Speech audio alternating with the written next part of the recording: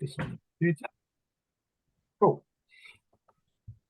Good. So obviously today is about team mastery. So it's really about how do we build a successful team and how do we work well together. So think of this as about obviously you're part of the team, but as the business grows, you're going to be in more of a management situation as well. So while this is sort of more focused on a management level, it's still relevant for you to understand to get the whole team actually working together. So it's part of a series of 6 workshops that we do. Time management, self-mastery, which Lucy's been on. I do one around finance and the numbers, marketing, sales, about driving business in, and then customer, which is about retention and getting more out of our existing client base. And today really is focused on the team aspect, which is how do we build a successful team, and then how do we maintain it? So those are the 2 key parts to it. So it's helpful for me to sort of get a bit of, if we can put it into some context. So, are there any things specific you want to get out of this? Are there any things you find challenging when it comes to, dealing with team members? Obviously, Lucas, right? There's people in the room, so we can be generic. Maybe dealing with Ranjit. Sometimes it's difficult dealing with our bosses, certainly entrepreneurial bosses, because they have a million and one things going through their head, and often they don't communicate particularly well. They don't spend enough time doing what they should be doing. So those can be challenges as well. So just take a couple of seconds, have a think about anything, and then if you want to just share with me, then I'll make sure that we cover those things as we go through today.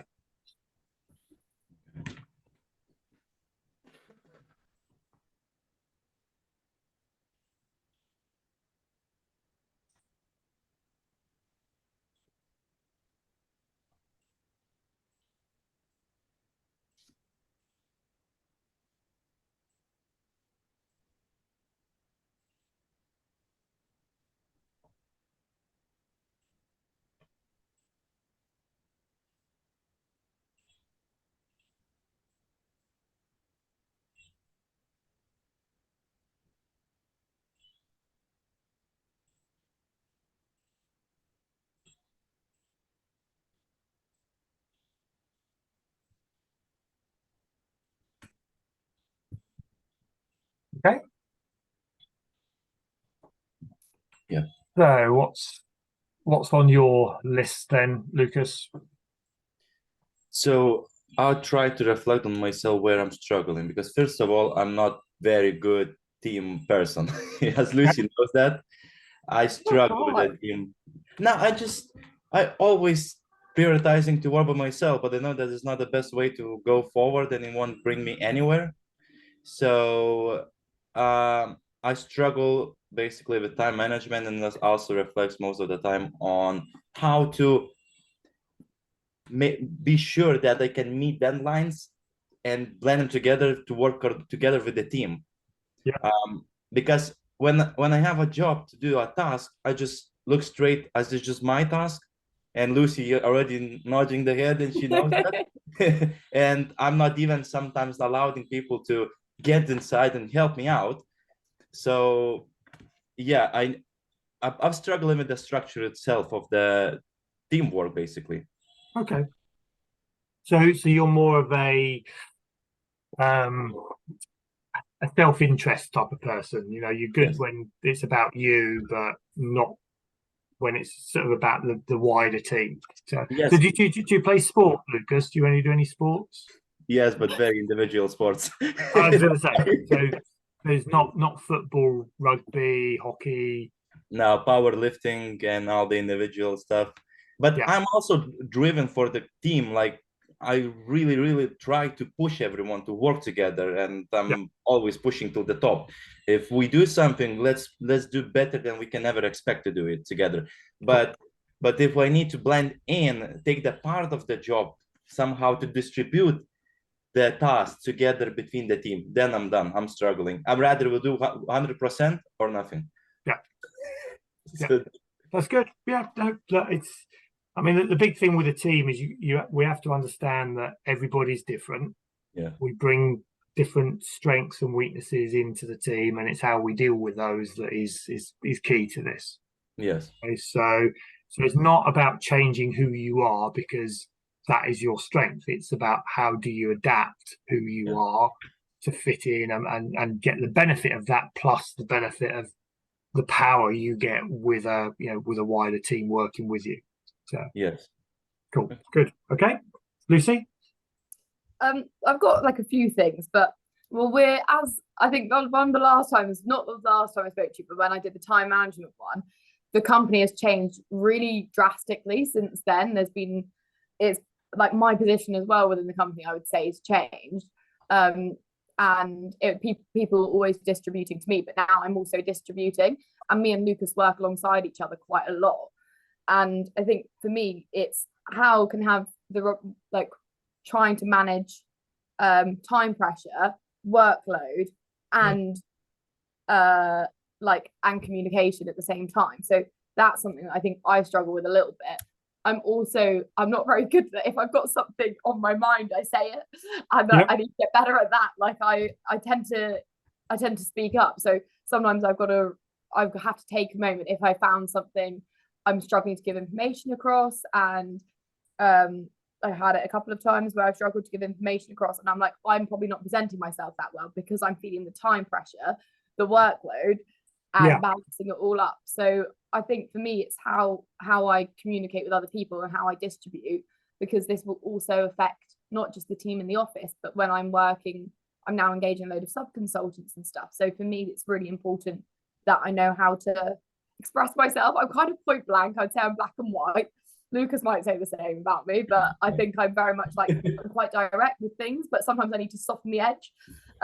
So half the time I don't know how I don't know if I'm as bad at it as I think I am, but I wouldn't say I'm just maybe too black and white, which isn't always the best thing, or too soft.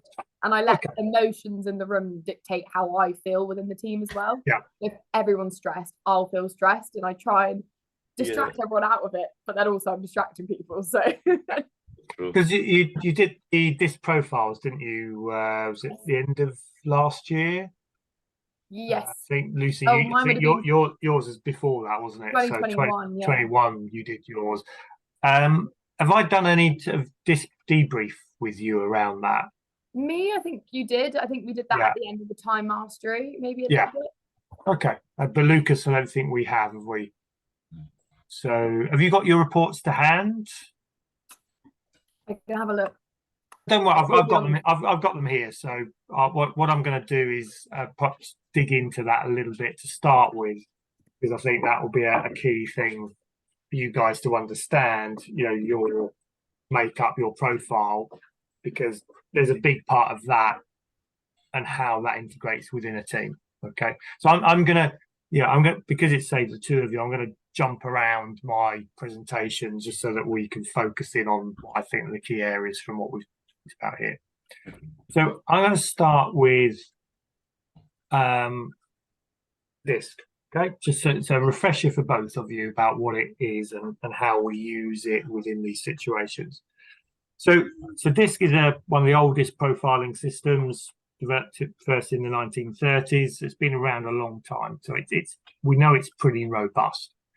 But it is very much looking at the surface of an individual. It's looking at the surface and then trying to read the person who that is from their behaviour, what's on the outside. But as you know, we can change our behaviour depending on the circumstances, depending on how busy we are, how stressed we are. All these things can influence that behaviour. But if we understand who we really are, because only you know that, then we can work out how we deal with ourselves, but also how we integrate with other people.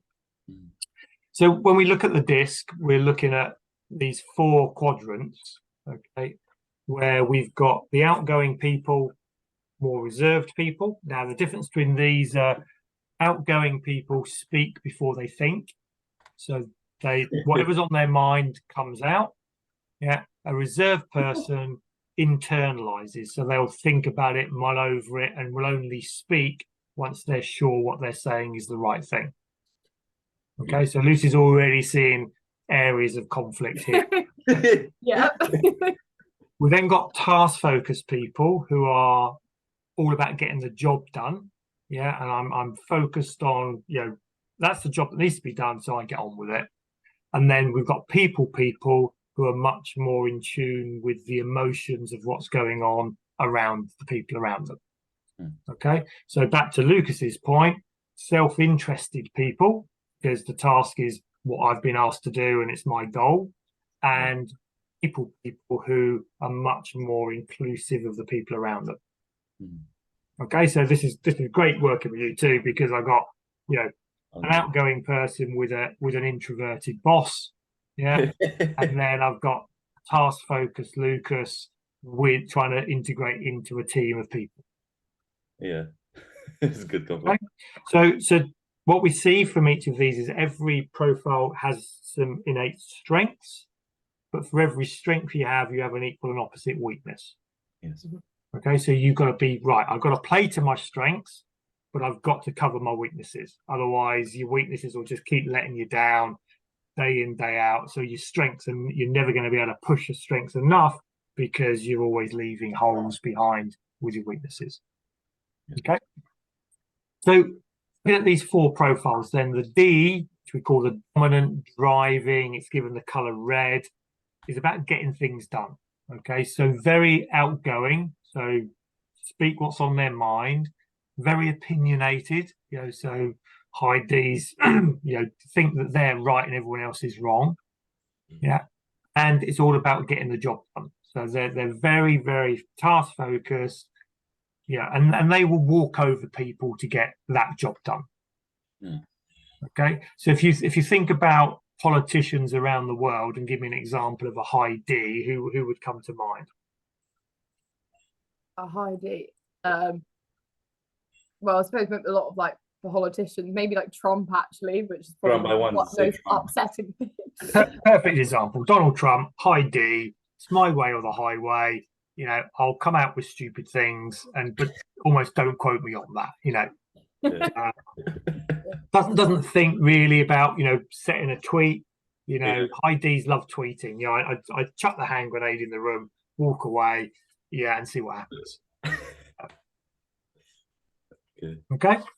Yeah. So you can see that these in organizations, I say generally, can rise to the top quite quickly because that's what they want to do.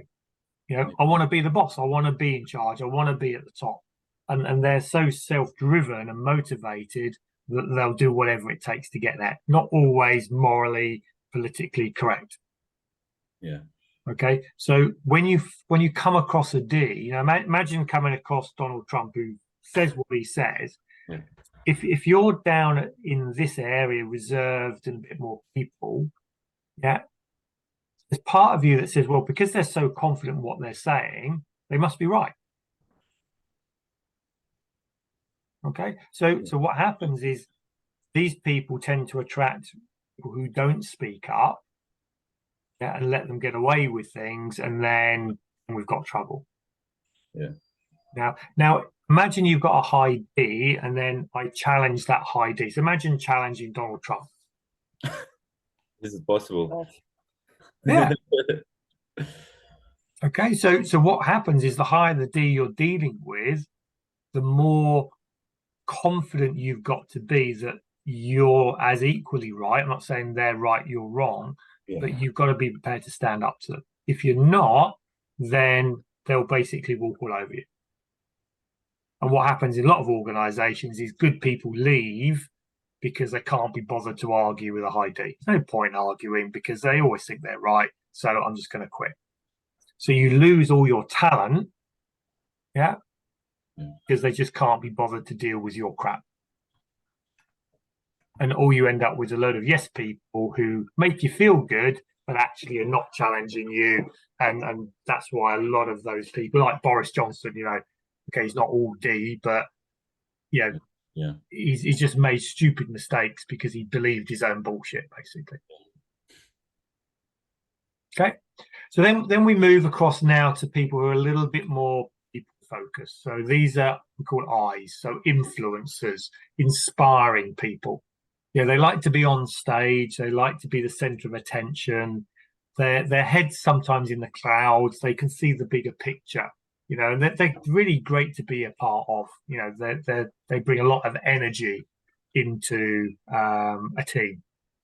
Okay, that's why they're given the color yellow when you look at your disc profile. So the high eyes, the sunny yellow, sunny disposition. So great communicators. They love communicating to people, but what they're not good at is the detail. Okay, so every strength you have here, your weakness is always in the opposite box. Okay, so these lack thoughtfulness and the people focusedness of an S, which we'll come on to in a minute. Guys lack task and reserve, so actually the attention to detail, getting things done. Yeah. Okay, so imagine you know, if you'll know some high eyes through families and friends. You know, they talk the talk, but often when you actually boil it down, you know, it's not really based on any facts. You know, it's just your gut feeling. You know, how you feel today depends on what you say. But again, because they're outgoing, they'll say it before they think about it. So you can get sort of carried away with their enthusiasm, and it can take you down the wrong path. Then we have the S's. So the S's are now the reserved people. Okay, so now it's about supporting people, stable, steady. You know, these are really good team players. You know, if you ask an S to do something, they'll get on and do it. You know, there's a glue that bonds a team and a group of people together. Okay. The downside is they can get walked over, you know, because they won't say no to people. So, yeah, I'll do it. Yeah, I'll do it. Yeah, I'll do it. Yeah, I'll do it. And suddenly they're swamped because their intention is to get it done, but they've actually overcommitted themselves because they don't like letting people down. So they'll carry on saying yes, and then people have started to get let down. Then you get angry with them. Yeah, and then basically an S throws their toys out the pram and says, "Oh, I can't cope with this anymore." Because they bottled up that frustration, internalizing it, rather than actually saying to the D or the I, actually, I've got plenty of work to do. I can't do this. You have to find somebody else to do it. Because they don't like, you know, S's don't like conflict, confrontation. You know, they'll run away from that. Then we've got our C's, our cautious, calculating, compliant, correct people. These are now task focused, similar to the D's, but a little bit more reserved. So more of a sort of a, you know, the sole player. You know, they like to play games where it just involves them, where they can't let anybody down and they can't be let down by other people. Okay, they like real clarity of what the goal is, what I'm trying to do. And they then, you need to get out of their way so they can get on with it. They're not the best communicators. They don't really like people. So, you know, to waste time, actually, how do you feel about this, and upsetting people? They don't like talking about their own emotions. Okay, so they can seem quite cold, which is why they're given the color blue. So cold blue. S's are green, by the way. So they're given the green color. Okay, so you can see each one of these has great strengths. The D, the decision making, quick decisions, get on and do it. Eyes, big picture, sort of the inspiring nature, the energy that they bring. S's, the ability to support and stabilize the team. C's, the ones that are going to make sure the I's are dotted and the T's are crossed. But the issues can come where they're communicating to each other. These won't see things as emotional and people focus as I's will. S's will find, sort of C's will find S's a bit too airy fairy. S's will find C's a bit too cold. D's will find C's too slow. I's will find S's slow. Okay, but the real problems will always come across. Okay, C's and I's will see the world completely differently, and D's and S's will see the world completely differently. Yeah. Okay, but if you think, imagine an organization full of D's. Let's say you've got 10 Donald Trumps in a room and you were trying to run a business. What would that be like, Lucas? End of the world. There would be mass. There would be. I imagine this type of company or group of people who would just imagine this stuff, and nothing would happen, and just something would happen potentially, but not the way how it's supposed to be. That would be more the eyes. Okay. The eyes would be that. We're going to do this. We're going to. It's a bit like load of Elon Musks around. We're going to put a man on Mars. But well, who's going to deliver this? You haven't actually come up with any ideas of how to deliver it. Okay. And these will be much more right. I need to control you. I need to tell you what to do. And the other one will say, well, you're not telling me what to do. I need to tell you what to do. So there'll be basically a big punch up, Yeah. And 90% of the D's will leave because there'll be an ultimate bit like ultimately if you're dealing with the president of the US, well, who do you go above them? Well, you can't, so you just leave. Yeah. Okay. Imagine an organization full of C's, cautious, compliant, correct, don't like talking to people. Would be cold. What would that be like? Be like a computer scientist's office. I was going to say an architectural practice, Lucy. Technologist, more yeah, technologist. Technologists, yeah, a group of technologists. Today was in the office similar situation because my colleague Nuran was there and me, and that's it. And Ranji was away of the office, so it was complete silence, just music. And for you guys, that's bliss. It was amazing. We just go and do our own thing. No one's interrupting us. That's heaven. We did a lot of work. Yeah, put an eye into that. They're going to think you're crazy. Well, why is nobody talking? Why aren't we? So you can start to see that yes, they will work well together. But if we don't accept that we need a balance of all of those profiles, then we're not gonna build a team. We're gonna struggle because if we're all the same, then we all see the world the same way, and we all become a commonality of our weaknesses. There's nobody balancing it. Yes. Okay. So another way to look at it, you're powerful, popular, peaceful, perfect people. Okay, so what I'm going to do quickly then is I'm just going to look at you two because I do have your profiles here. Lucas just a strong C, right? So where would you? Because this is the other thing is look, you don't need a profile to start getting a feel of where people are. It helps, but you naturally make these decisions anyway. So where would you put Lucas then, Lucy? I would give him a strong C. He's very task orientated. I wouldn't necessarily say he's peaceful. Right. But yeah, very task orientated and rather reserved. So would you agree, Lucas? Actually, yes. But the thing is, I'm confused. You see, I have the conflict inside me. I'm C, but also I have emotions and I care about the people. Mm-hmm. Yeah. And it's like crossing most of the days I want to be in silence, but then I feel guilty. You do jump between the if you care about the person, you care, but if you don't, you don't. Oh yeah. If I care, I will care to full on. I don't have in between. It's 0 or 100. So what we have in the disc, you have your natural style, which is as I would see you at home around family, friends.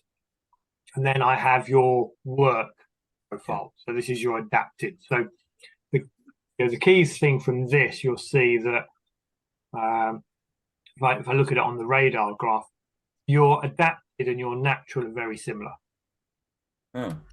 Okay. So the good thing from that is with you, what I see is what I get. Yeah. So I see you at work, I see you at home. I'm pretty much going to get a similar type of Lucas. Yeah. Actually, I'm not changing much. No, because it works for you. It's worked for you up to now. In most case scenarios, you're fine with it. Yes. The downside to that is when you have to adapt and you know that you need to do that, it becomes harder work for you. You've got to put effort into it. Yes. It doesn't come naturally to you. You've got to think about it. And because you're a C, you'd have to probably overthink about it, and you're more likely not to think about it than you do. And then somebody will remind you, oh, yes, I meant to do that. Yes, because you don't like letting people down, but okay. Yeah. So you can see here, the graphs aren't that dissimilar. What the one thing does happen is when you're adaptive, your S, so your supportive team aspect, actually increases, and your outspoken D drops down a bit. So, in your sort of private life, you're probably a little bit more dominant and driven than you are at work. Yes. Now, I'd expect that, because you're new into an organization, and you're learning. So you're in learning phase to get the confidence and knowledge before, as that builds, then I would see that be coming back to this sort of level. Okay. It will get a natural back. So you're seeing yourself, I'm a team player because I'm part of a team and I'm the newbie. Okay. And I'm learning the trade, and therefore, because the C needs to know before it acts, you need to have that knowledge and confidence before you make a decision. Yeah. If you're a high D, imagine this was the other way around and your D was up here and your C was here. You would just blag it. You would have no issues in saying, right, this is what we should do, which in an architectural business is probably disastrous. Okay, because you won't have enough knowledge, and then people will think that you know what you're saying, but you won't, because you're blagging it, and then that's when you make big mistakes, and then we have big insurance claims. Yes. Okay, so I'd much rather. So when we were recruiting, we saw this. We were, talking to Ranjit. We're happy with this because we need somebody who's more reserved, attention to detail, process driven. Than if this idea was here, it wouldn't have fitted. Okay. This is so accurate. It's scary. It is a bit scary for 24 questions that you answer in 10 minutes. So accurate. Well, okay. Yes. So if we now go to Lucy, and we can start to see, where the similarities are and where the differences are. Okay.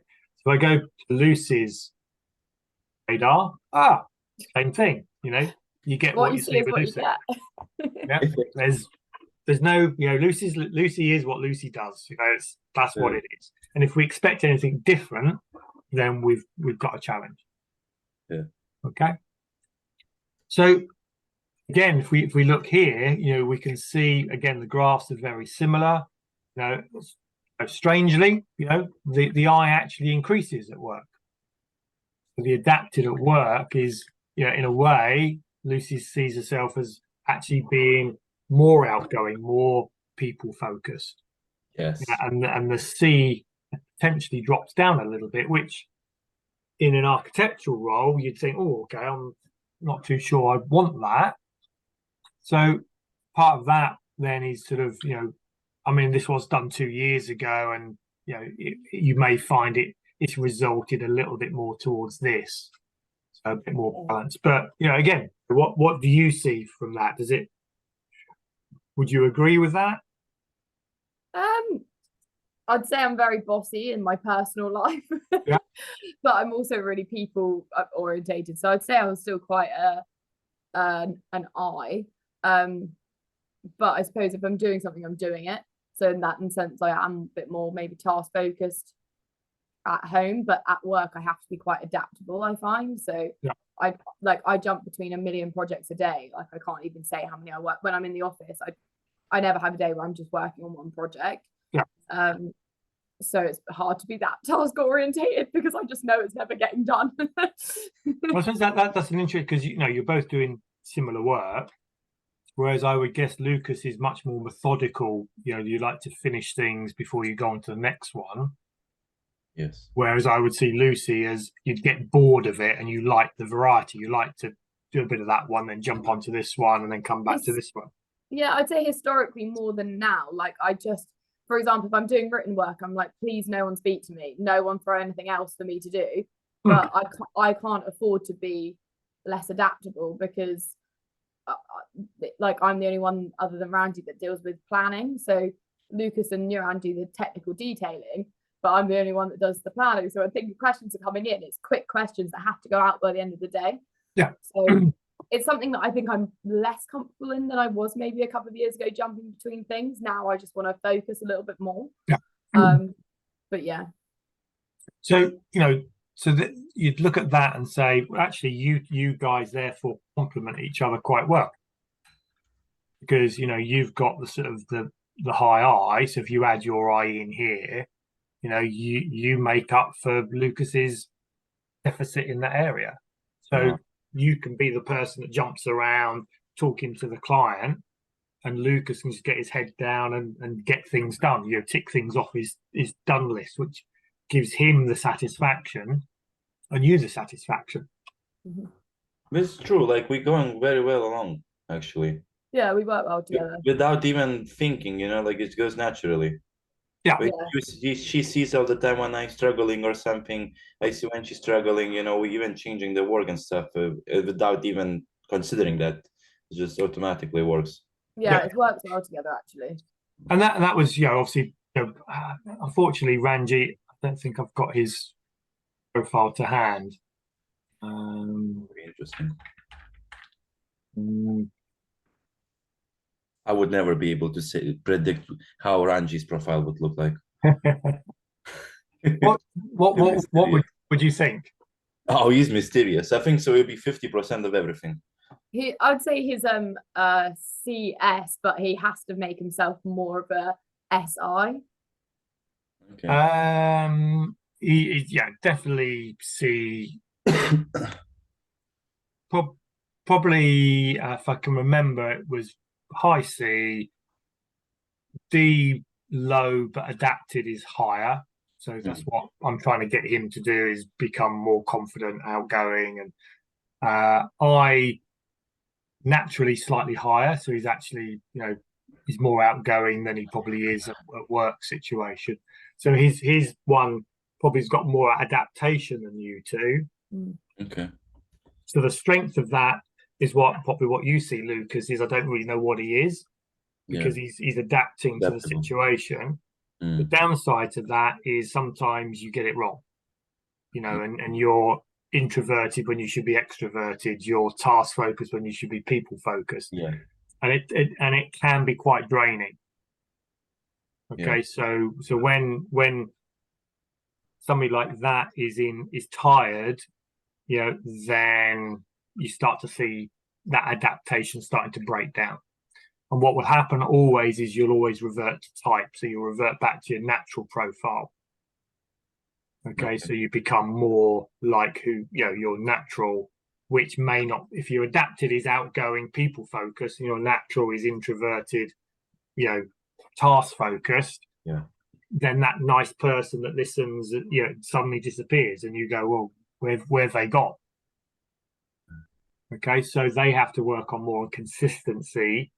Yeah, whereas you guys have to work on more on adaptability. Okay.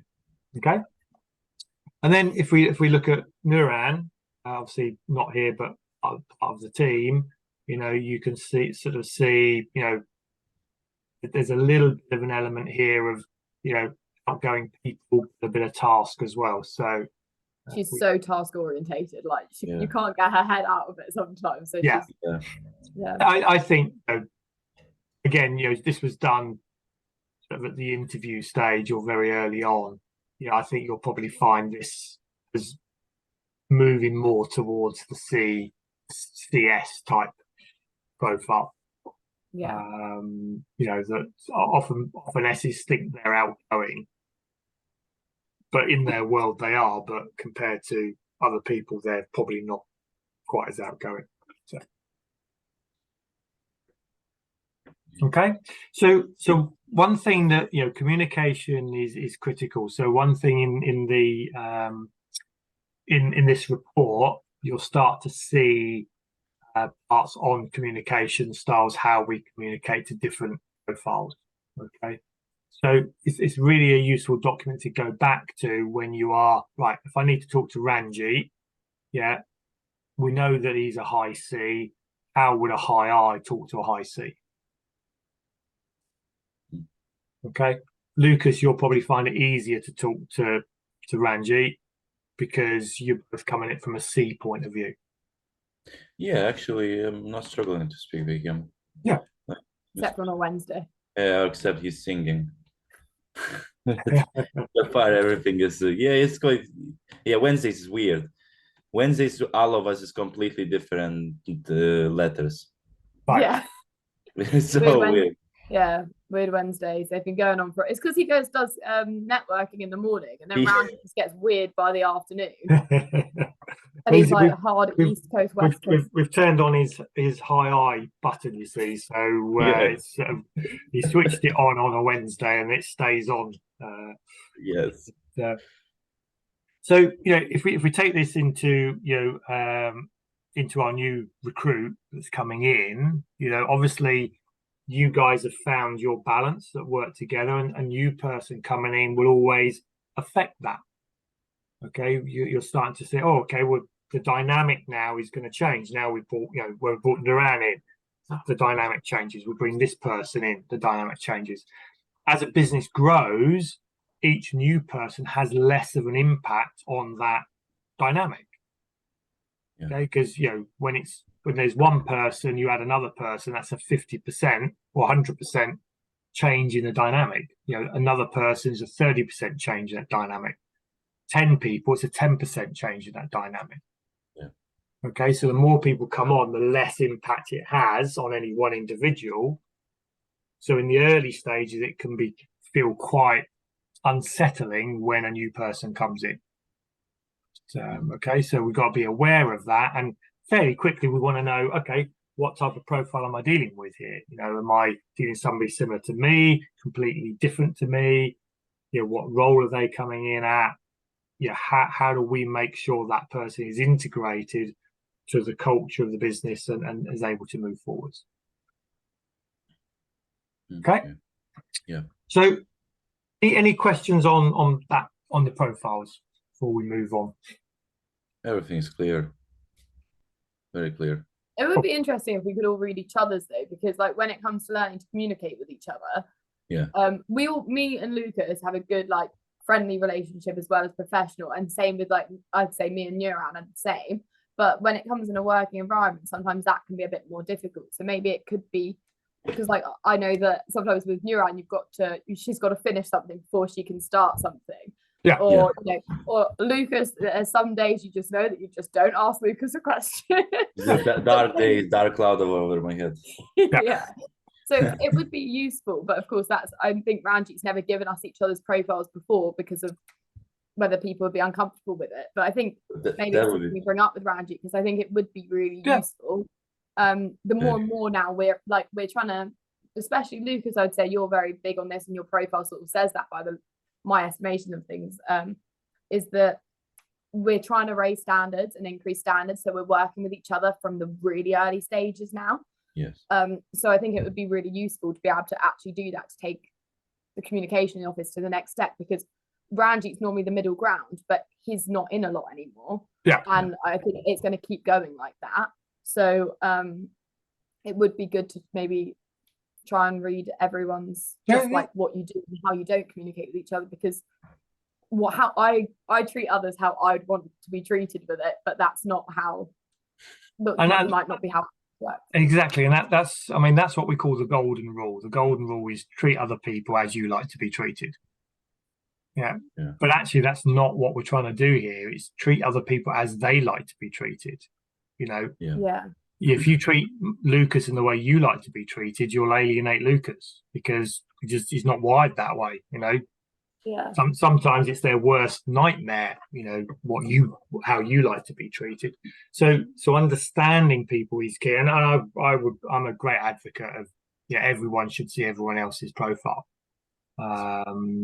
So I would say certainly take that back to Ranjit and say, look, we'd like to share profiles. I can't see him sort of objecting. Obviously, Nuran's not being on this call. you might need to sort of talk to her about it a little bit more. And then certainly when was it Joe? Yeah. Yeah, Joe, when yeah. Joe starts, then say to Ranjit, can we get Joe profiled? Kick Ranjit, get him to redo his profile so I've got it on the system. Yes. Because if you do, I mean, I've had companies that when they have their profile on their desk. Mm-hmm. So it says, I'm a CS. I like to be communicated this way in a big organization. So when people come in, they say, "Oh, okay, well, you need attention, you need time, you need detail." It really helps people who don't know you and don't know how to communicate to you. This is very good idea, to be honest. Yeah. It's Especially with someone new coming in. Yeah. And if you've got a profile that you do adapt, then almost another client that you used to wear a hat. Yeah. So if I'm wearing a red hat, don't mess with me. Because you will get shouted at. I will bite you when I wear my red hat. When I wear my yellow hat, come on over, bring a cup of tea and a coffee, and we'll sit down and have a good old chinwag. I will use this method. No, because it will always be red. Because we all you can say, this is just behavior. All we can judge people is the behavior, and if we're not seeing any behavior, then sometimes we miss the clues. Yeah. So part of your job is to help people. You'd say in the wild, bees and wasps are coloured, so people avoid them. Yeah, true. Anything which is bright, spiders, red dots. Stay away. So wear a red jumper. Right? Stay away. It's a stay away day. leave me on my own. So.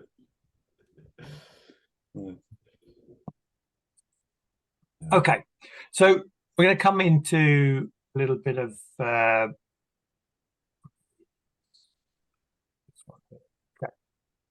So we're going to look at the 6 keys to a winning team. So 6 keys to make a team work. The first thing is we need strong leadership. Okay, now every team needs a leader at the top who has to make decisions. Sometimes those decisions are not nice. Sometimes, we don't understand why they're being made, but we've got to have that belief in our leader. Okay, if ever we start to not believe in our leader, then we must tell our leader. Because if you don't, then the only option you've got is to leave. Okay, I mean, we're not in a democracy in a business, whereas with Trump, if you don't like him, you just don't recruit him the next election. We don't get to elect our leaders. All we can do is we stay with them because we believe in them, or if we don't believe them, we leave. Okay, but sometimes you need to tell the leader, look, I don't believe the direction we're going is right. I don't understand why we're going this way. You need to explain to me. Yeah, and if they explain to you and you go, look, that's not where I want to go. I don't understand there. If you carry on down that route, then I have to go.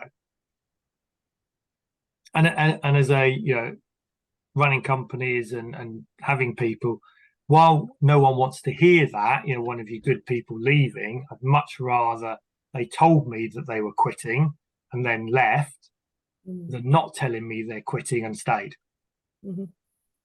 Because I'm going to carry on paying them and I'm going to get 10% of their effort, and I'm going to get more and more frustrated. It's going to make me angry and make your life more miserable. Yeah.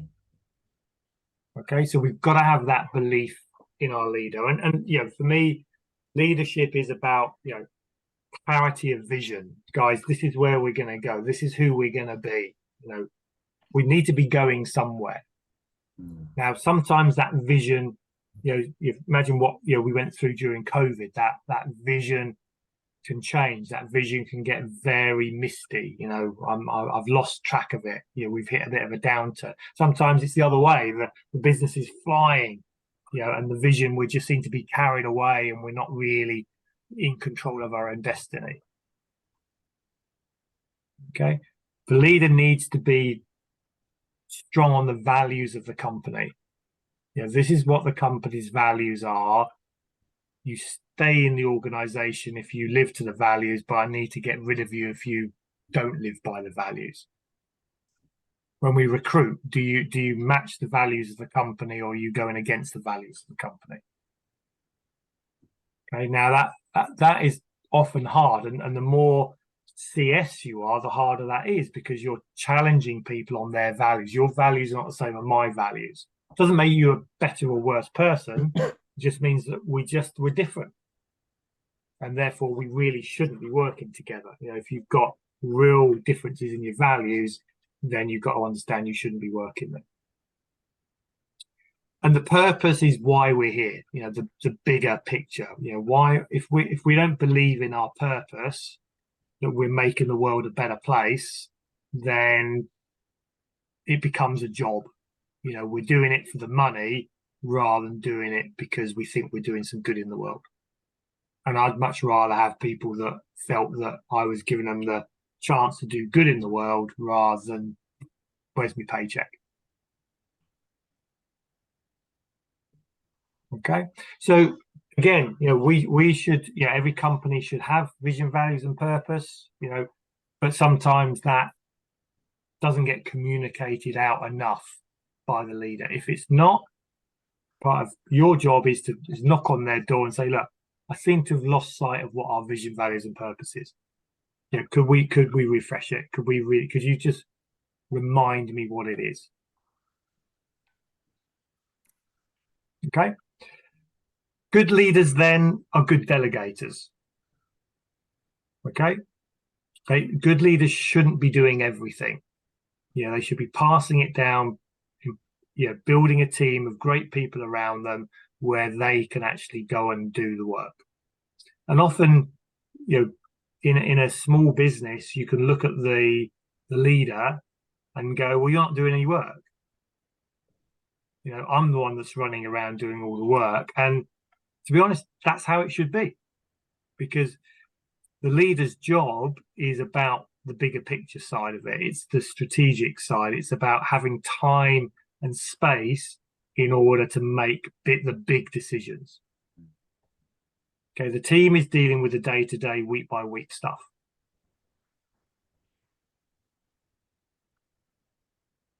Okay, so we want the leader to delegate out, but delegation is not abdication. It's not, for it to be well delegated, there's got to be clarity what the goal is, and some form of accountability. So if I delegate something, I want to know, right, when does it need to be done by? So there's a time frame. And it also means I need to know that there's going to be support there should I need it. It's not just dump a load of shit on me and then bugger off. Okay, that's abdication. That's not delegation. Delegation is, right, are you clear what needs to be done? Are you clear when it needs to be done by? Have you got everything you need to make it happen? Great. And then get out their way. Then let them get on with it. And part of delegation is allowing people to make mistakes. Okay, if you don't allow people to make mistakes, then they'll never learn. So not micromanaging. Part of, if you go back to the high C, the high C isn't very good at delegating. Okay, because in a high C's mind, who's the best person at doing something, Lucas? Myself. Yourself, yeah. Okay, every high C thinks the best person to do this is me. So if you were delegating something if you want to delegate something to me, and your belief is you can do it better than I can do it, what's most likely to happen? I'm not going to deliver a job to the person. No chance. You won't. You may not delegate it to me, but if you did, you're going to want to check up on me every 5 minutes. Yes. Have you done it yet? What are you doing? What are you doing? Why are you doing it that way? Questioning. How does that make me feel? I don't trust you. Yeah. You don't trust me. Yeah. And there is no teamwork anymore. Exactly. Yeah. Okay, so C's find it very hard to, D's that have no problem with delegating at all. Yeah. I's generally don't have any problem delegation, they just don't tell you what they want, you know. Mm. S's and C's the ones that have problems with delegating. Yeah. Okay, because there's that, oh, I need to micromanage. So part of the reason, you know, Ranjit is working a bit more from home is because if he's there, he's more inclined to micromanage. So Yeah. it's a case of give the task to them and then get out of their way. Yeah. Don't go in. You know, leave them to it, because that's his natural thing is, I've got to get interfere. Yeah. Okay, now the downside to that obviously is then you become remote, Yeah. and for an S and an I, it means, well, you don't care. Yeah. So on one hand, I'm trying to get out of your way. On the other hand, you don't care. Okay. Is there a line that's right and wrong? No, there's a grey area in the middle that we need to work together. So if I've been delegated to and I feel like I need a bit more support, I need to ask, look, I'm going to need a bit more support. Can we meet on this day just to run through what you wanted me to do? Okay, delegation for me is a two-way thing. It's not one way, one person to the other. It's an agreement, a relationship that gets the job done.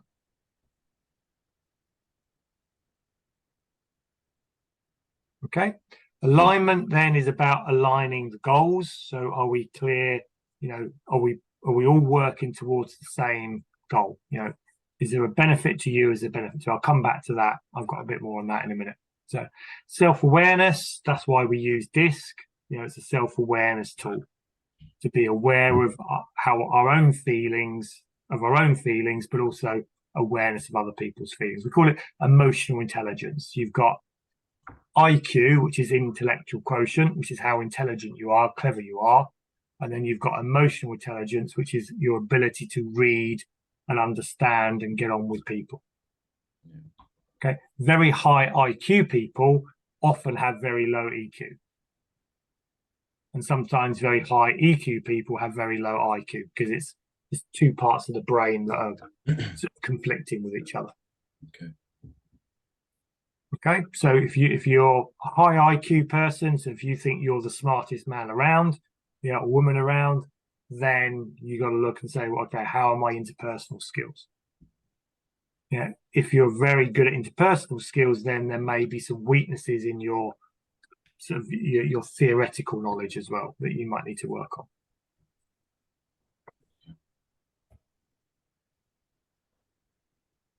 Any questions around? No questions. Everything's very clear. Okay, so that's strong leadership. Once I'm clear that I am being a strong leader, or you know, I have strong leadership in my team, the next part we've got to be clear is what's the common goal. Okay, so as a member of the team, I need to know what the company goal is. What are we trying to achieve? Where are we going to be in 12 months' time? Where are we going to be in 3 years' time, 5 years? But Okay, isn't it quite often that you don't get that? There's a lot of, like, I've worked for some bigger practices, and then just people it's just a job is how they say it. Yeah. And how does that sort of work within it? Because sometimes they can be on the outside an award-winning team or whatever, but on the inside you've got people who just need to do my 9 to 5. So if you come to work and it's just a 9 to 5 because you don't know what the goal is, how do you feel? Well, I don't know. I'm all about a common goal. But how would you think you'd feel if you were in that situation? How would you feel? Probably a bit bored. I don't know. Yeah. I couldn't really think, but I don't know. You'd be very separated. I think that would, for me, from my personality, when I've not enjoyed a practice, I tend to go internalize, and I just go in on myself. Like, I don't want to communicate with anyone. Yeah. So if you thought on a scale of 1 to 10, with 10 being awesome performance, yeah, what level of performance would you be giving if you felt that way? Probably like a 3 or 4, depending. 3 or 4. Depending on the situation. And if you think about a lot of practices, you know, certainly any professional service practices, you know, they've got 100 people all performing at 3s and 4s. okay, they still get enough work done and they still make enough money, but that's their problem, is because they're okay, they don't do anything about it. And most of the leaders of those companies don't understand this. So all they can do is smack the table and go, you should be working harder. You know, we need to pay you more to motivate you. It's nothing to do with pay. You know, if you can engage hearts and minds, you'll get the best out of people. So we have, you know, from a top down, we have to communicate what the goal is. From a bottom up, you know, we have to understand where we're going. Okay, because if we don't, then you know there are problems with that. So to achieve that, every company needs to have budgets and targets, you know, because you know the scorecard of business is its financial performance. You know, if the company grows its sales and grows its profits, then it's doing well. Okay. If the profits go down and sales go down, it's not doing well. You know, that's, like it or loathe it, that is how businesses work, you know. But alongside that, every member of the team needs to understand what their personal goals is. Okay, what are your personal goals? So, because if you've got a personal goal that says, I want to be earning £100,000 a year, okay, if the company that you're working in hasn't got the ability to pay you £100,000 a year, what are you going to do? What are your choices? Leave or adapt your own process. Leave to think or reduce your goals. Yeah. And again, if you reduce your goals on a scale of 1 to 10, how much performance am I going to get out of it? 3 or 4. Yeah. Okay. So now the key to this is being realistic. You know, if you turned up tomorrow and said, you know, Ranji, I've just had this really great team training with Kevin, you need to pay me £100,000, probably get sacked. So there's that realism of you understanding, okay, because this company can pay, I say not at the moment, but in an architectural practice, there are people earning £100,000 a year. Yeah. But then you've got to relate it back to, in order to earn £100,000 a year, what contribution do you need to be making to that business? Huge. A lot more than £100,000 a year. So yeah, if you're bringing £500,000 a year in, yeah, could I pay you £100,000 a year? Yeah, probably could. So you've got to understand that, again, the common goal. Well, if I want to earn that amount of money, then how does that relay within a business sense? And what do I need to give in order to get the 100,000? Yeah. If it's 50,000, what do I need to give to get 50,000? If it's 30,000, what do I need to give for 30,000? Okay, there's always a return of value. If you give more value, you get more value. Now, if that balances out, you know, I'm giving loads of value, but I'm not getting the value back. That's when you have your appraisal and you have a conversation that says, look, I'm bringing in this amount, you know, I'm contributing this, you know, how do I get my reward for that to the level that I'm satisfied with? And the problem with most businesses is the people working in them have no idea how they can achieve their personal goals working in that business, until they go online and then they type in, you know, job search and say, oh, somebody around the corner is paying £40,000. I'll go and see if I can get a job there. Okay, no. What you should have done is actually go to your boss and said, look, I'd like to earn £40,000. How do I get there? Yeah. Okay, now, if you can't deliver that for me, so if we can't grow this business to a size where I can be achieving my personal goal, then yes, I will have to leave. You know, I don't have a choice. But at least both parties then are aware of that and they can plan for it. Because the last thing any employer wants is somebody, the knock at the door says, yeah, I've just found a new job for 10% more than I'm being paid now. Yeah, I'm going to go. But I can't, because these things don't happen overnight. I can't suddenly change the structure of the business in order to be able to do that straight away. And it puts pressure on the relationship and the team, and again, if we believe in the team, then these are things that we need to do. Mm-hmm. Okay, and appraisals then are more about checking in. Yeah, are you clear where the company's going? Yeah, are you doing what you said you were going to do to add value to that company? And are you getting the value you want from the company? If you are, great, everything's fine. If you're not, then it's our chance to realign personal goals and business goals on a quarterly basis. If we wait a year, a lot can happen in a year, so we want to try and have those quarterly check-ins. Mm-hmm.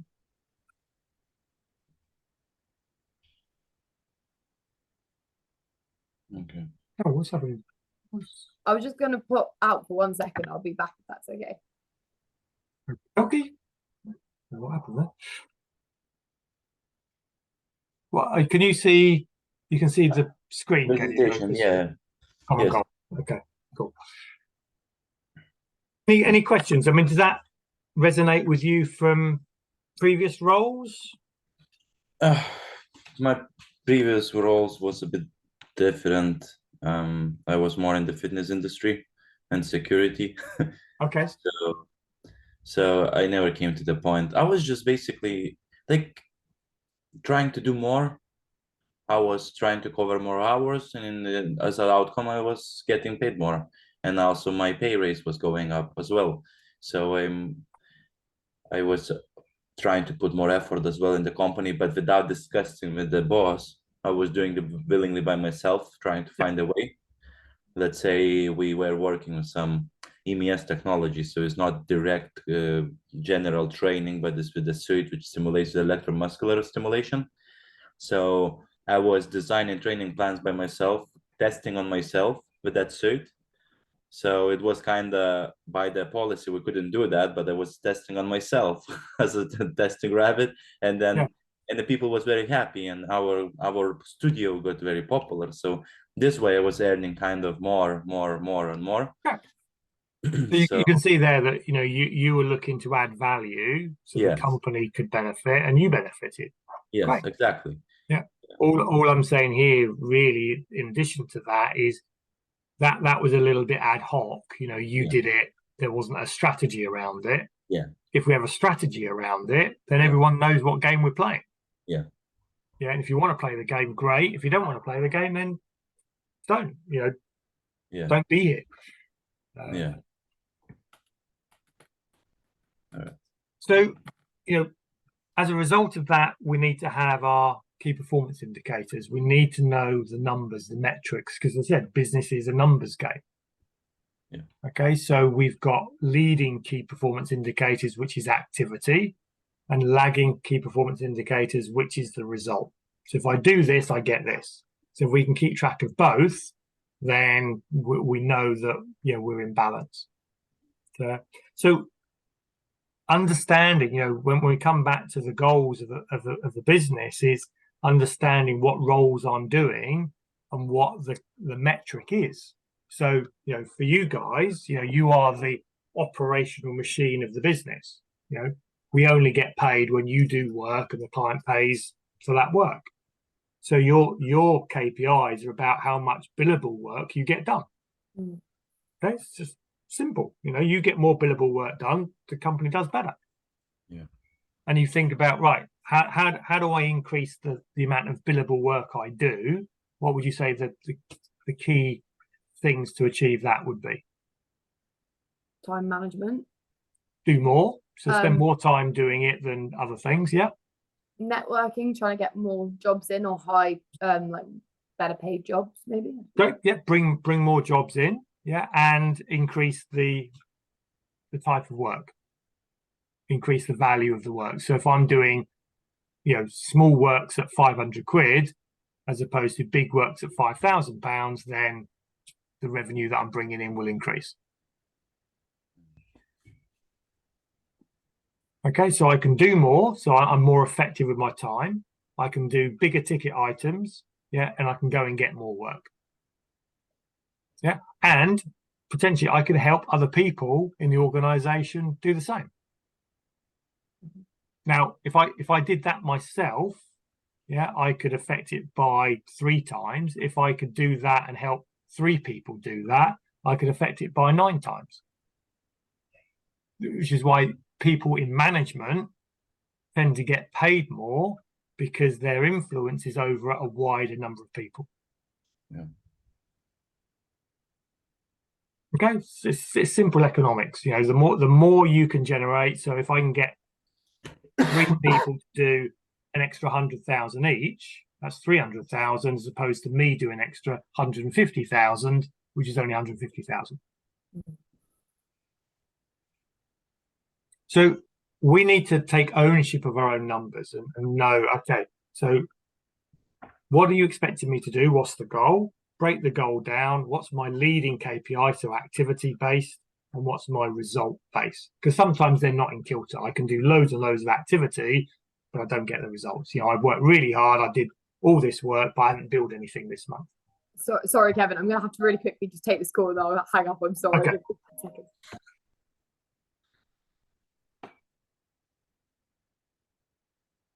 Okay, so owning our own numbers. So, you know, it goes back to sport. You know, if you're playing, you know, tennis, okay, you own your own numbers. If you're playing football, you own your own numbers. Your score is a reflection of your level of performance at that moment.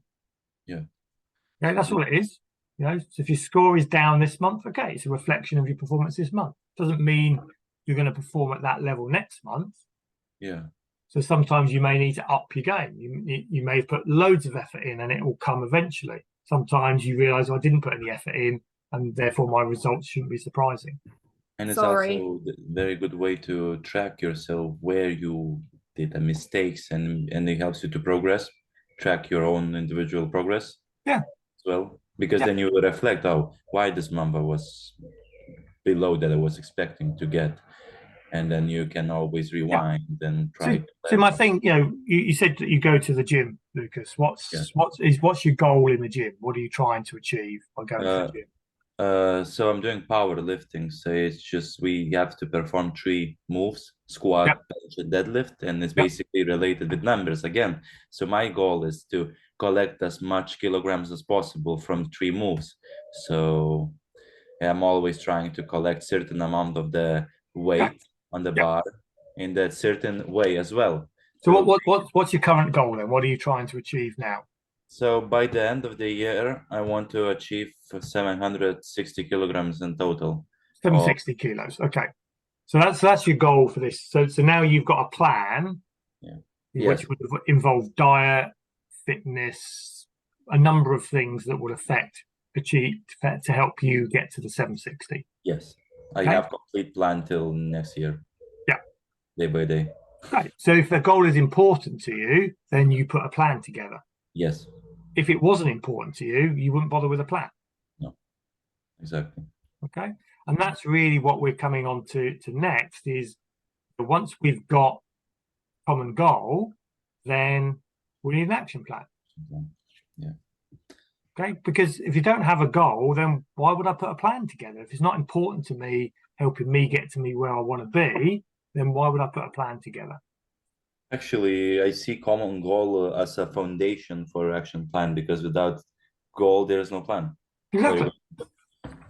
And if you put a plan together with no goal, well, you know, well, what's the point of that? It would be because the goal is the sort of motivation. The plan is what I'm going to do. The plan is the commitment. The plan is right, that's my accountability. Yeah. Okay, but you can only hold yourself accountable if you're clear what the goal is. Yes. And that goal of measurement, the 760, is you're measuring certain key performance indicators to understand how you're doing towards the 760. Now, do I have to stand over you and meet with you every single week and say, Lucas, you haven't achieved your numbers, you haven't achieved your numbers, you haven't achieved your numbers? Do I have to do that? No. If I did do that, how would you feel? I would quit. You'd quit. Okay, so in a business, that's what we're trying to do here is if you're aware what the big goal is, and you know what your personal goal is, and you know what you're leading and lagging your own key performance indicator, I shouldn't have to stand over you and go, you're not achieving your numbers. You should be coming to me and saying, Kevin, or Ranjit, I'm not achieving my numbers. I've tried all of these things and I'm still not achieving my numbers. Can you help me? Yeah. Okay, great. Let me give you some time and let's work out how we can help you.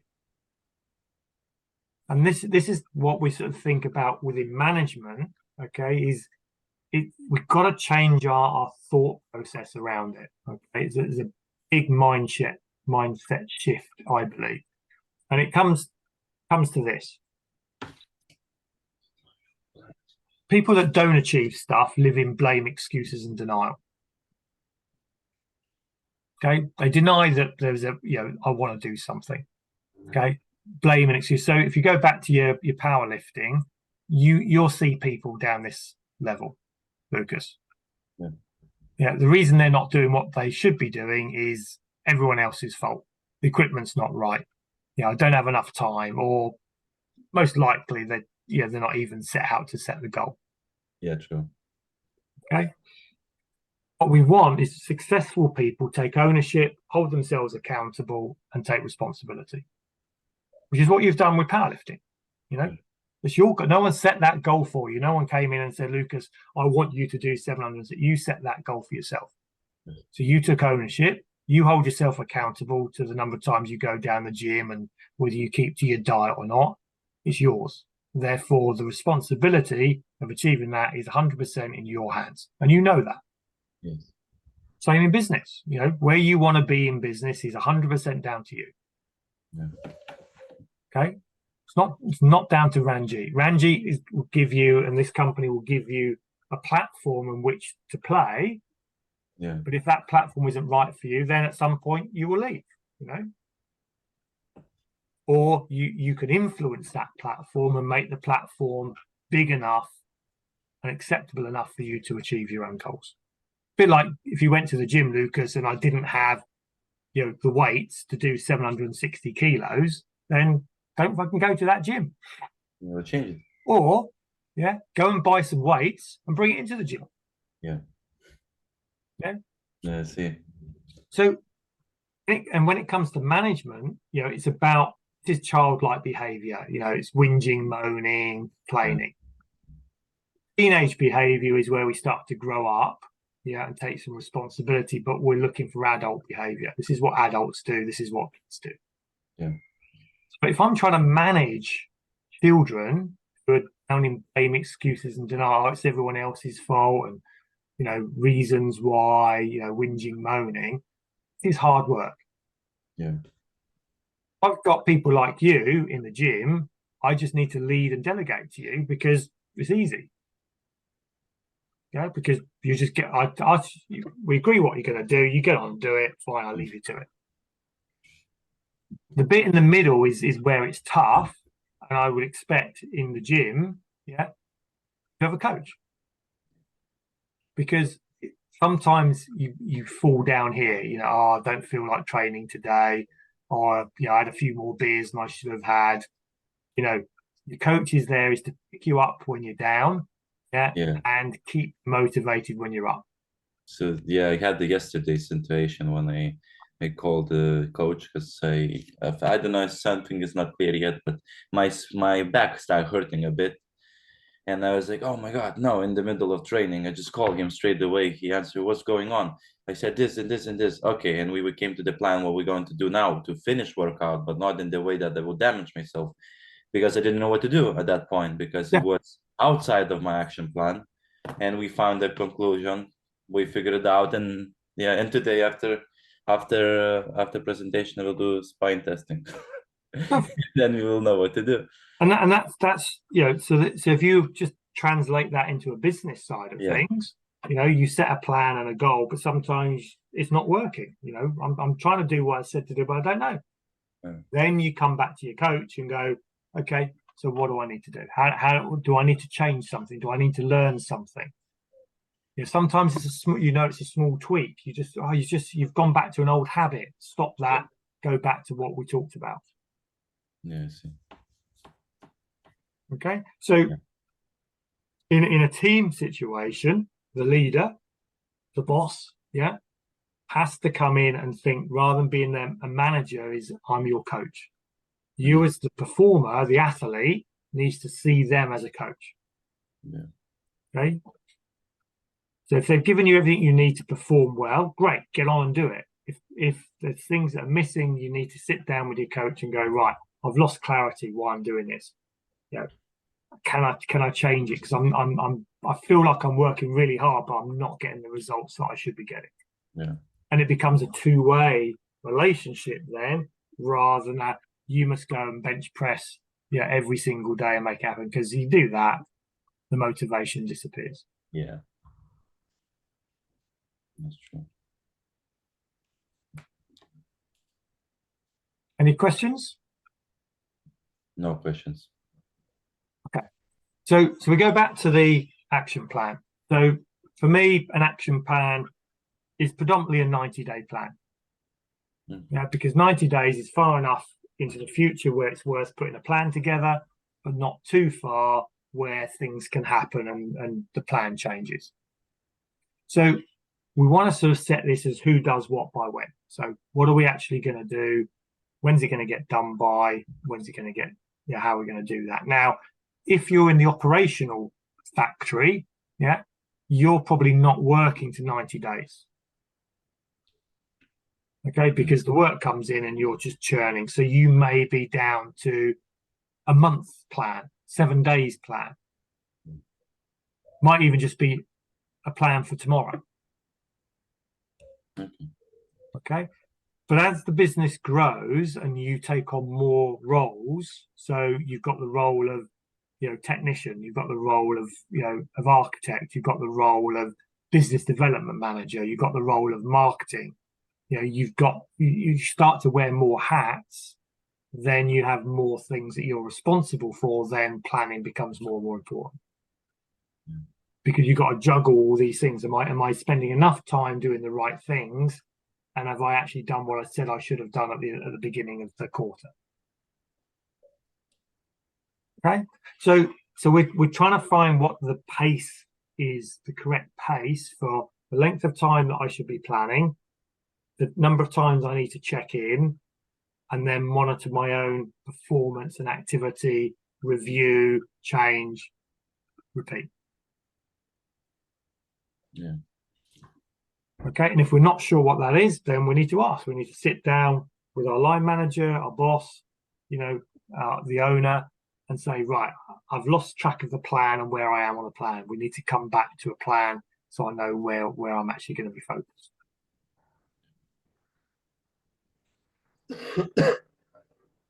Part of my job is with Ranjit is to keep him to his plan, towards his goal. His then job is to keep you to your part of that plan. And as we grow, you'll have team members that you'll be doing the same to. Okay? Because if everyone's doing what they should be doing, then we'll get the results that we're after. Number 4 then is rules of the game.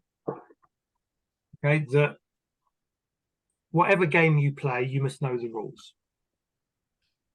Okay, if you don't know what the rules are, you can't play the game. Now, I'm guessing, sorry, Lucy, but we're using weightlifting as the analogy. It could be any sport.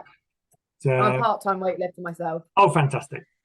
So if you go into weightlifting, there are a set of rules of things you can do and can't do. Yeah. Okay. Now, if you broke one of those rules, what would happen? You get disqualified. Yeah. There's consequences, aren't there? Yeah. Now, do you like the consequences when you break the rules? No. No. Now, if you didn't know the rule and you were suddenly disqualified and you had no idea why you're disqualified, would you be happy? First of all, you need to take a responsibility because you didn't know, and if you didn't know, that means you didn't search for it and you didn't learn it. So anything you start, you have to first look learn about it, what you're going to do, Great. and then Perfect. Exactly. So business is no different. If we treat business as a game, we've got a goal, we've got a plan. Yeah, we must know what the rules are. Yeah. Now the problem with business is far more complicated than weightlifting. Yeah. Yeah. Also, weightlifting has been around a number of years. It's a competitive Olympic sport. Therefore, the rules are written down, aren't they, in a book somewhere? Yeah. Yeah. In business, those rules aren't written down. They're generally in the boss's head. Yeah. Now, Yeah. when they're in somebody's head, do they change depending on the circumstances? Yeah. If you haven't written something down, it's liable to be changed. Depends on how I feel. So part of the rules of the game is to start getting those rules written down so that we all are playing by the same set of rules. There's no point in Lucas having one set of rules for his weightlifting and Lucy having one set of rules for her weightlifting, because I can't compare your performances. Yeah. So as a business grows, more of those rules need to be written down. And really, for what we're doing in a business is, what is the culture of the business? The organization chart, roles, responsibilities, systemizing of the business, actually writing the systems down. This is how we onboard a client. This is how we deliver to a client. This is how, all the information of that client is stored. All of these things need to be written down. And that's a big thing that, I'm working with Ranjit at the moment, that trying to write these systems and processes down. And, ideally you're part of that. You're helping with writing the rules of this game. Yeah. Because if you think about, if we just created a brand new game of football weightlifting, okay, it's our new game that we've just invented. Yeah. If I went away and wrote the rule book and said, right, Lucas, you're from this moment forward, you're going to play this game to my rules, how are you going to feel? No, I won't be very happy. Yeah. Now, if we sat down together and co-created the rules, yeah, and then we both agreed that we're going to play by them, how would you now feel? Satisfied. Yeah. Okay. So in a small organization, the more people that can help us build the rules to start with, the better. Yeah. A, it gets done quicker, and B, we all agree what the rules are. The interesting thing is when the new person comes in, yeah, they're given the rule book, aren't they? And you just said, if I was given the rule book, I'd be unhappy. Yeah, true. But you started weightlifting knowing there was a rule book. You had no input into the rules. Yeah, true. But what did you have the choice of?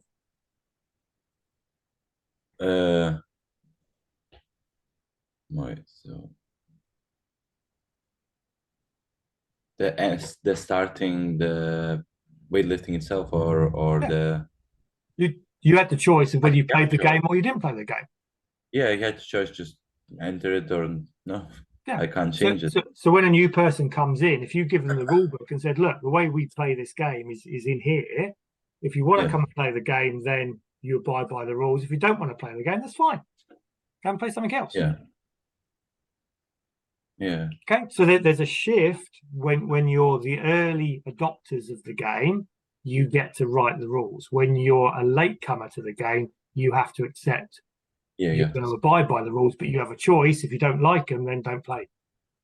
And from that point, you can incorporate to create more rules if there is necessary, if there is any changes. It's like a kick point. Yeah, if you come up with something that's, great, then you contribute your bit of the run. That's how rules change over the years, So they develop and they improve. Okay. The more we treat business like a game, the more I think enjoyable it is, and the more we understand how we can play it. Yeah, more clear as well. Once we've got the rules, and we've got a plan, and we've got goals, and we've got strong leadership, now we can support risk taking. We can get out of people's way and let them get on with it. Yeah. Okay. If we don't have these and we start allowing risk taking, then it tends to go wrong. And that's when we end up micromanaging and frustrations come out. But if we're really clear what the goal is, what the rules are, what the plan is, it can't really go very wrong. So, we can delegate more, we can allow people to grow and personal development, hence you guys being on this call today. Communication improves, ability to motivate people and coach people all improves. Yeah. Okay. And once we allow risk taking, we make sure that everybody's involved. To me, this is communication. That as the business grows, we can do newsletters, team meetings, social events. A WIFL stands for it's a technique we use to what I feel like expressing. It's a way to get people's emotions out and how they feel. But we've got to make sure everybody on the bus is playing the game. Yeah. Because if you've got 3 people on the bus that are playing the game and 3 people on the bus that aren't playing the game, it's not a great bus to be on. Of course not. Yeah.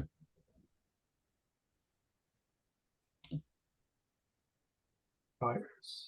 No, again. Pitch in the wrong one.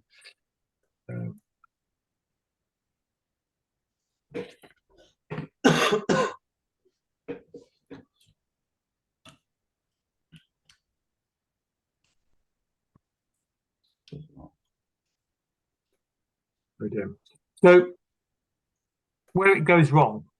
Yeah.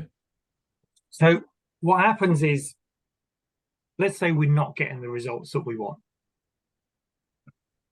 Okay. So we've set the goal, we've got the plan, and we're not getting the results. The next level, then, it's always the level below that that's the problem. So generally, if we're not getting results, it means that we're not holding people to account. And if you remember the above the line, below the line, the ownership, accountability, responsibility, the adult behavior. Yeah. What happens then is we start entering blame, excuses, and denial. So there's an element here that, as bosses, as team leaders, we have to provide accountability. We have to hold the mirror up and say, did you do what you said you were going to do?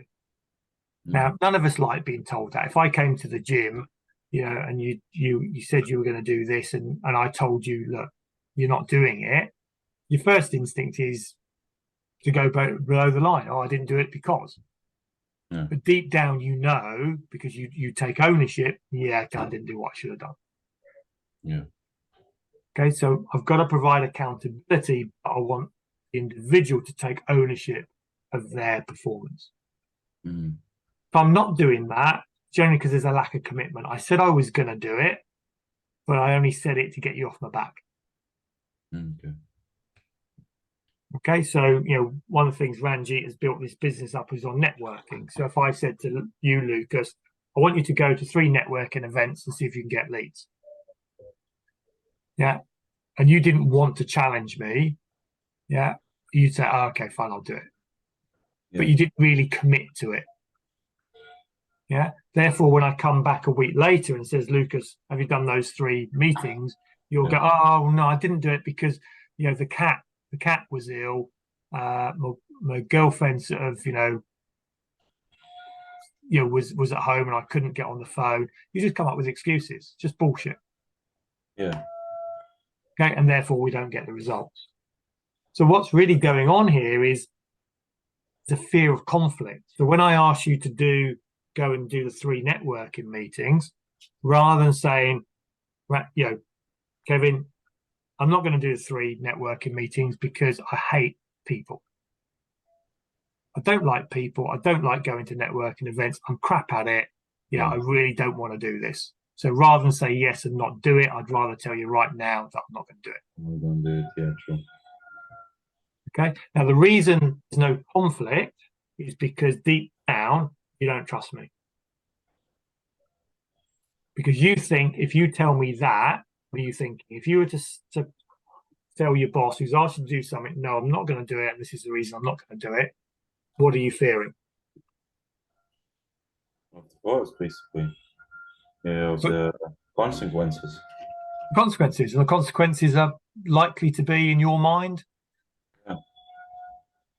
I don't know, get fired or something. You're going to get fired. Yeah. Okay. So your fear, yeah, of if you challenge me that you're going to get fired, yeah, means that you lie to me because you say you're going to do something you're not going to do. So when I come back to you, yeah, and hold you accountable, you end up giving me bullshit excuses, and I think you're just a waste of space. Yeah, and then you for real get fired. Then you really get fired. Yeah.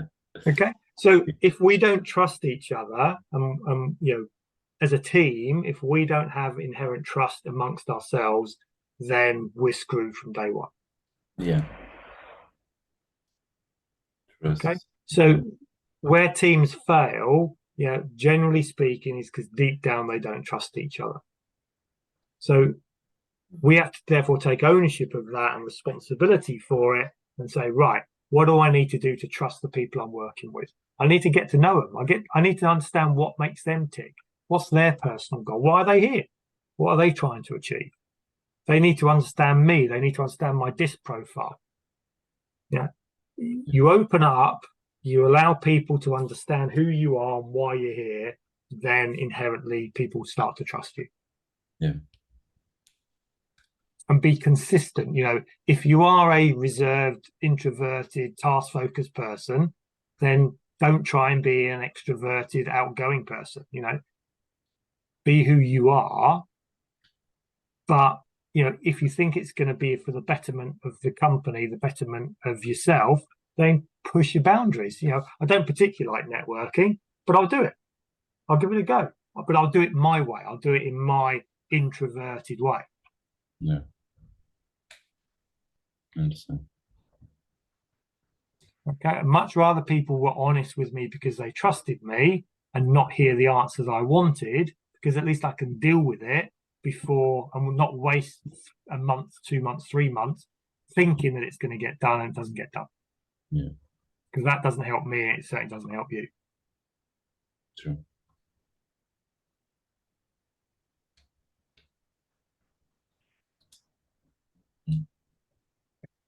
Okay. So, after all that's said and done, more often said than ever done. So, going back to your points, at the start, Lucas, yours was about time management, ensuring you meet deadlines, look at your task lists and don't help others. And what we've gone through today, has that helped you realize that's who you are? No surprise, therefore, changing that behavior and becoming more people focused will be more difficult for you. Yeah. But that means you need to educate people to say, look, that's who I am. If I don't give you the support you need, then tell me. Don't be shy. I'm not going to bite your head off. I am a bit like that. I do forget. Therefore, if you need my support more, then let's just call me on it, and then I'll make time for you. Exactly. Yeah. Just communication. I just see everywhere this issue, lack of communication. If people won't be afraid to speak out, everything will be better. Yeah. Listening and communicate. That's it. Yep. 2 ears, 1 mouth. Use them in that ratio. Yeah. Okay. Lucy, yours was, time pressures, workload, and saying what's on your mind. Yeah. So can you see now how your profile is? That's what your profile does. It likes to go for the next shiny bright thing. So you like to do new things, so you'll do more. Saying what on your mind. Okay, if I know that is your profile, then I should expect it. I may not be happy with it, but I should also know that I need to give you time sometimes and maybe challenge you on that and give you time to think about it. And then you might come up with a different answer. Mm-hmm. Yeah, I was actually, whilst we've been talking, I've just been doing like a little sketch of something that we could have in the office. So like when we've got this new starter starting on the 3rd of July,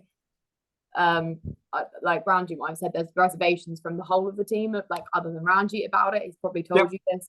Yep. So I think it's in order for us to go into it prepared, because I think all of us had to we had a bit of a chat yesterday, didn't we, Lucas? Or the three of us, Yeah. me, Lucas, and Nuran, and we were just highlighting that there's concerns, but if we can go in best prepared as we can and with an open mind, Yep. and like even that maybe we prepare these sort of cards that I was just sort of mind exploded onto a paper whilst we've been talking, it might help us go into it feeling a bit more comfortable, because then we can be like, oh, this is us. Like Lucas, he is a short fuse. And but it's also about how to deal with that. And like me, I'm a people person. I buy a personality, and like you're in or you're out with me, and I know that that's something that I've had to work on, and I was working on it, and then I got ill this last year, and then I was like, I can't be bothered who I can't be bothered with. Yeah. But in a work environment, you have to. It's a professional environment.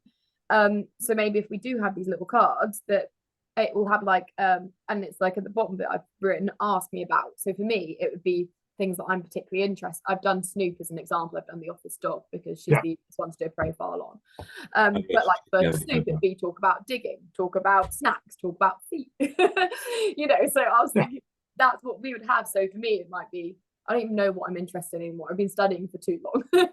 But like, in that situation, you know, you have to see yourself in the leadership seat. So I'm the leader. You know, this is a new person coming in. My job is to lead them, and therefore you'd say, okay, well, I need to know people and trust them and really understand them. So it's your responsibility to say, come on, we're going down the pub. Buy your drink, and we're gonna have a chat. Yeah. So I think maybe if we did have these little prompts, that it's kind of a little bit easier. Maybe it's that it's on the communal table in the center of the office, and it's like, oh, maybe sometimes I'm not sure if I communicate the best way with Lucas, because I know sometimes he's stressed. I'm like, Lucas, can you look over this, please? And then he gets stressed, and I just hand the dog over as the icebreaker with my with my demand. So you know, it will help me also understand how to work with Lucas and Nuran and stuff like that. So. And maybe we could do I could sit down with her and learn how she ticks, because if I don't know how she ticks, I won't know how to work with her. Right. So maybe that was my that's how I've come out of the end of this session from what we talked about at the beginning. Perfect. Cool. But we'll see. Excellent. Look, this isn't easy. You know, you will make mistakes, but hopefully today when those things do go wrong, you won't judge it from what goes wrong. You'll go, okay, why did it go wrong? Okay, was that me not understanding? Did I not make it clear? You know, can I take a couple of steps back and approach it from a different perspective? You know, if you always say whatever happens, it's my fault, then you can deal with it. Then you can say, if you can take ownership of it. If you always say it's somebody else's fault, then you're abdicating responsibility, and that doesn't help anybody. Fab. Well, look, it's been a pleasure, guys. Hope that works. Do make sure that we get the profiles in for Jo and Ranjit, and you know, hopefully, you know, when she comes in, we can integrate her into the team, and you know, be another added strength to a great team that we've got already. So amazing. Cool. Lovely. Take care, then, guys. For now. Bye. Bye.